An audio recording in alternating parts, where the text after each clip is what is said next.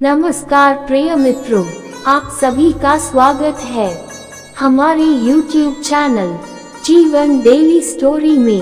अगर आप लोग हमारे चैनल पर नए हैं तो हमारे चैनल को सब्सक्राइब अवश्य करें और अच्छे कमेंट करें। धन्यवाद।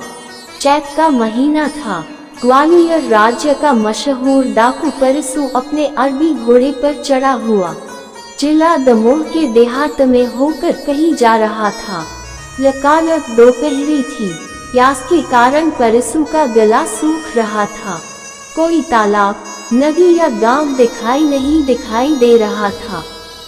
चलते चलते एक चबूतरा मिला जिस पर एक शिवलिंग रखा था। छोटे और कच्चे चबूतरे पर बरसात के पानी ने छोटे छोटे गड्ढे कर दिए थे, इसलिए महादेव जी की मूर्ति कुछ तिरछी सी हो रही थी। ये देख परसू घोड़े से उतरा और उसे एक पेड़ से बांधकर अपनी तलवार से महादेव जी की पिंडी को ठीक बिठलाने लगा। परसू बोला, महादेव गुरु जी हैं। परशु के गुरु थे, इसलिए मेरे भी गुरु हैं। वे भी ब्राह्मण थे, मैं भी ब्राह्मण हूँ। उन्होंने अमीरों का नाश किया था और गरीबों का पालन किया था, वही मैं भी कर रहा हूँ। मूर्ख लोग मुझे डाकू कहते हैं। धनवान से जबरन धन लेकर दीनों का पालन करना क्या डाकूपन है? तो बना रहे। ग्वालियर राज्य ने मेरे लिए 5000 का इनामी वारंट जारी किया है और भारत सरकार ने 25,000 का। मेरी गिरफ्तारी के लिए 30,000 का इनाम छप चुका है। वे लोग अमीरों के पालक और गरीबों के घालक हैं, इसलिए मुझे डाकू कहते हैं। डाकू वे हैं या मैं, इसका निर्णय कौन करेगा?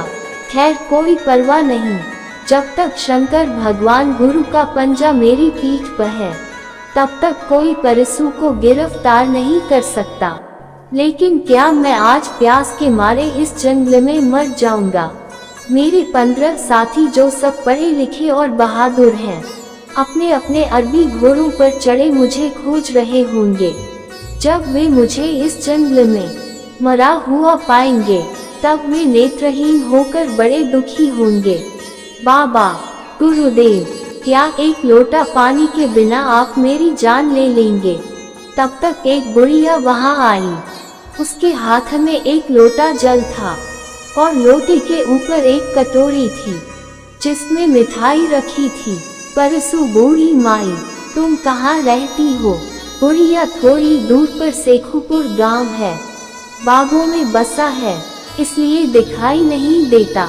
वही मेरा घर है। जाति की अहीर हूँ बेटा। परसू, यहाँ क्यों आई हो? चबूतरे पर पानी और मिठाई रखकर बुढ़िया बैठ गई और रोने लगी। परसू ने जब बहुत समझाया तब वह कहने लगी, बेटा, मौत के दिन पूरे करती हूँ। घर में एक लड़का था और बहू थी। मेरा बेटा बिहारी तुम्हारी ही उम्र का था। उसने ये चबूतरा बनाया था और कहीं से लाकर उसने महादेव यहाँ रखे थे। रोजाना पूजा करता था, पर साल इस गांव में कलमुही टाउन प्लेग आई।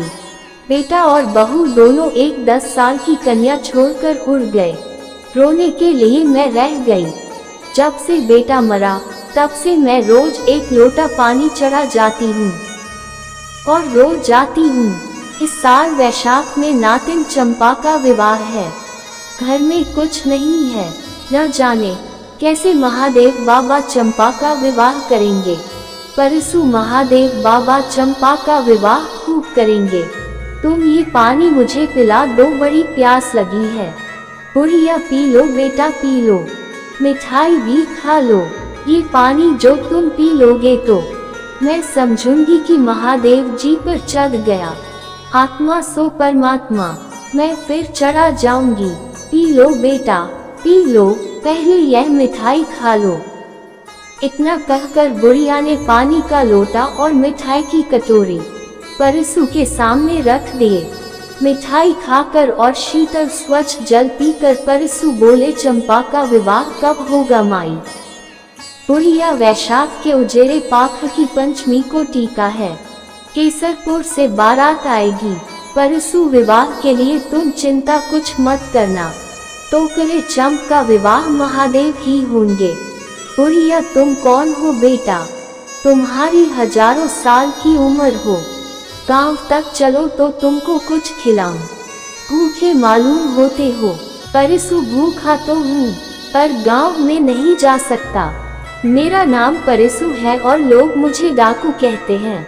आगरा के कप्तान यंग साहब, जिन्होंने सुल्ताना डाकू को गिरफ्तार किया था, 30 सिपाहियों के साथ मेरे पीछे लगे हुए हैं।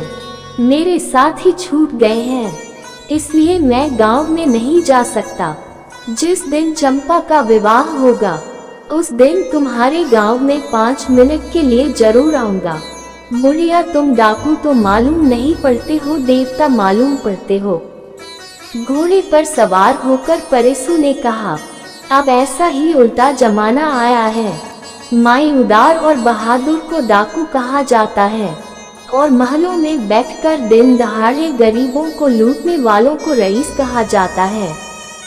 धर्मात्मा भीख मांगते हैं, पापी लोग हुकूमत करते हैं, पतिव्रताएं उघारी फिरती हैं, छिनालों के पास रेशमी साड़ियां हैं। कलयुग है न, मैं जाता हूँ। मेरा नाम याद रखना, पंचमी को आऊंगा। परसू चले गए। बुढ़िया ने भी घर की राह ली। महादेव जी पर जल चढ़ाकर उसने चंपा से परसू के मिलने की सारी कहानी बयान कर दी। गांव का मुखिया भी वहीं खड़ा था, उसने भी सारा हाल सुना। मुखिया ने सोचा मेरा भाग जग गया, इनाम का बड़ा हिस्सा मैं पाऊंगा। थाने में जाकर रिपोर्ट लिखाई कि वैशाख शुक्ल पक्ष की पंचमी के दिन परसू शेखुपुर में चंपा के विवाह में शामिल होने आएगा। पुलिस के द्वारा ये समाचार यंग साहब को मालूम करा देना चाहिए। अगर उस रोज डाकू परसू गिरफ्तार न हुआ तो फिर कभी न हो सकेगा। चौथ के दिन बिहारी अहीर के दरवाजे पर 5 गाड़ियां आकर खड़ी हुई। एक में आटा भरा था, एक में घी, शक्कर और तरकारियां भरी थी, एक गाड़ी में कपड़े ही कपड़े थे। तरह तरह के नए खानों से वह गाड़ी भरी थी। चौथी गाड़ी में नए नए बर्तन भरे थे और 5वीं गाड़ी तरह तरह की पक्की मिठाइयों से भरी थी। गाड़ी वालों ने सब सामान बिहारी अहीर के घर में भर दिया। लोगों ने जब ये पूछा कि ये सामान किसने भेजा, तब गाड़ी वालों ने कहा कि हम लोग भेजने वाले का नाम धाम कुछ नहीं जानते, हम लोग दमहा के रहने वाले हैं, किराए पर गाड़ी चलाया करते हैं, हम लोगों को किराया अदा कर दिया गया, हम लोगों को केवल यही हुक्म है कि यह सामान शेखुपुर के बिहारी अहीर के घर में जबरन भर आवे, बस, और ज्यादा 3-5 हम लोग कुछ नहीं जानते। इस विचित्र घटना पर गांव भर आश्चर्य कर रहा था। केवल मुखिया को और बुढ़िया को मालूम था कि यह सब काम परसू का है।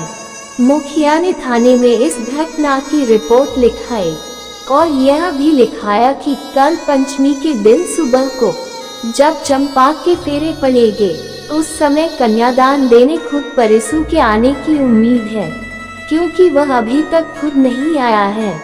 5 मिनट के लिए गांव में आने का उसने वचन दिया है। चाहे धरती इधर की उधर हो जाए, पर परसू का वचन खाली नहीं जा सकता।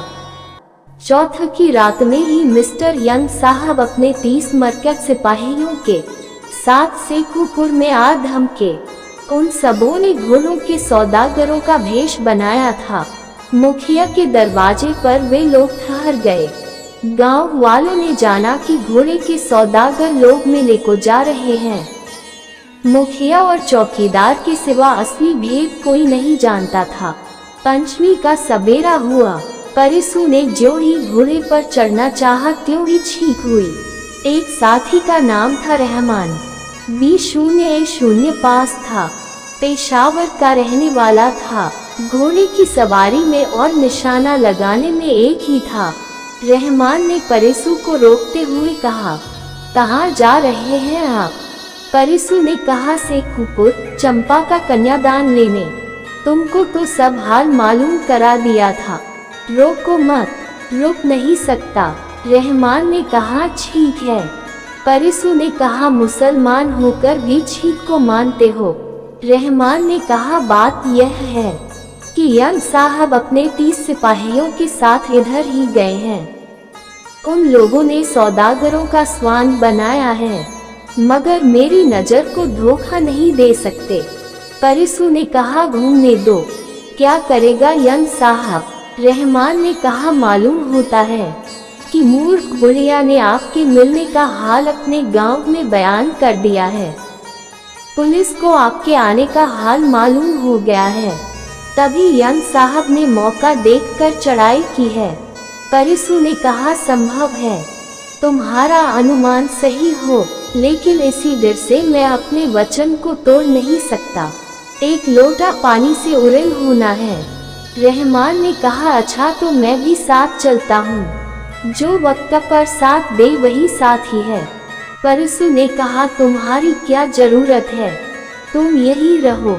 रहमान ने कहा मैं आपको अकेला नहीं जाने दूंगा, नमक हरामी नहीं करूंगा। आपकी जान जाएगी तो पहली मेरी जान जाएगी।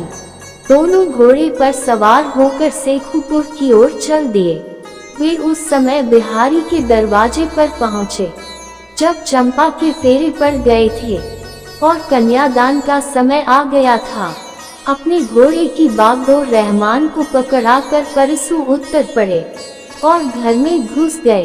5 मुहरों से परिसू ने चंपा का कन्यादान सबसे पहले लिया और वे बाहर जाने लगे।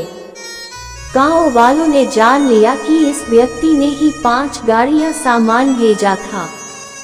श्रद्धा के मारे उन लोगों ने परिसू को घेर लिया। मारे खुशी के बुढ़िया की बोलती बंद थी। एक आदमी बोला वाह मालिक, बिना जलपान किए कहाँ जाते हो? दूसरा आदमी लोटा लिए चरण धोने का उपाय करने लगा। तीसरा आदमी परिसू को बैठने के लिए अपना साफा धरती पर बिछाने लगा।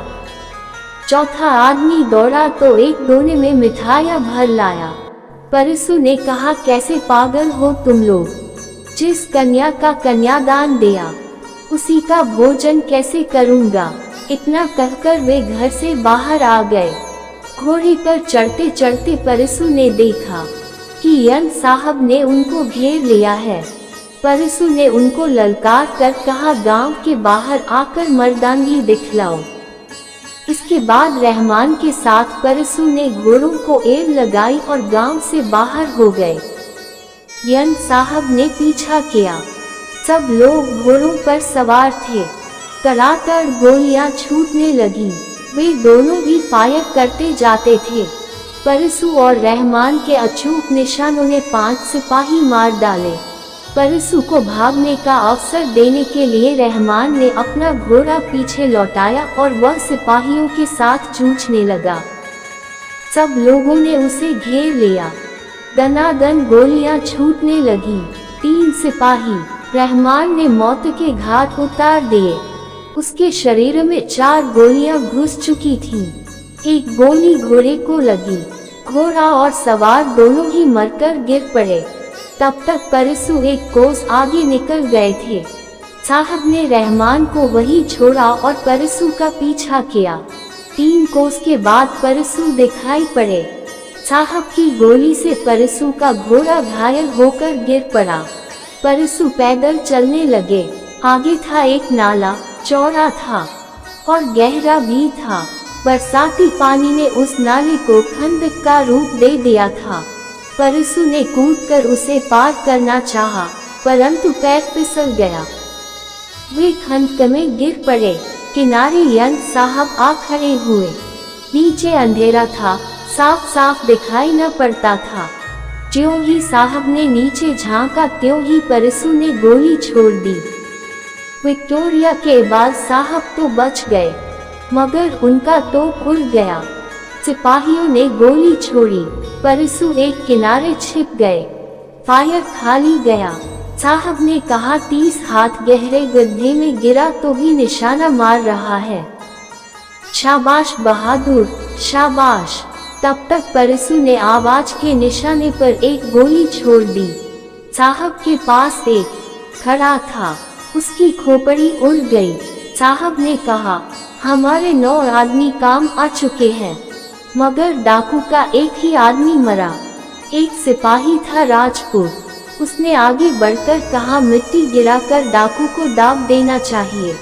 आवाज का निशाना साध कर परसु ने गोली छोड़ी। राजपूत बेचारा मरकर गिर गया।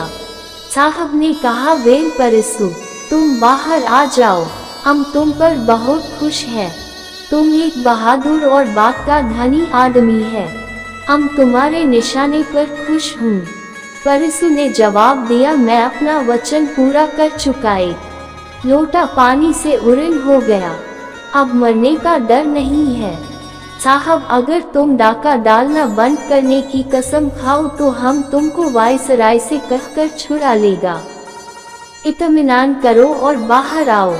तुम भी बात का धनी, हम भी बात का धनी, आज से तुम हमारा दोस्त हुआ। परसु बाहर निकल आए और आत्मसमर्पण कर दिए। यन साहब ने उनको गिरफ्तार कर लिया और आगरा ले गए। कुछ दिनों मुकदमा चला, मगर यन साहब ने परसु को साफ बरी करा दिया। परसु ने समझ लिया, अच्छा उद्देश्य होने पर भी आखिर डकैती थी बहुत बुरी चीज, उसका समर्थन हो ही नहीं सकता, अतः उस काम को छोड़ दिया। वे साधु हो गए और अपने साथियों को नेकी का जीवन व्यतीत करने का उपदेश दिया। परसु ने हरिद्वार में जाकर 6 साल तक घोर तपस्या की और सन 1944 में गंगा जी के बीच धारा में खड़े खड़े शरीर त्याग दिया। परसु ने ये दिखला दिया कि व्यक्ति को देखकर भी वचन का पालन करना चाहिए।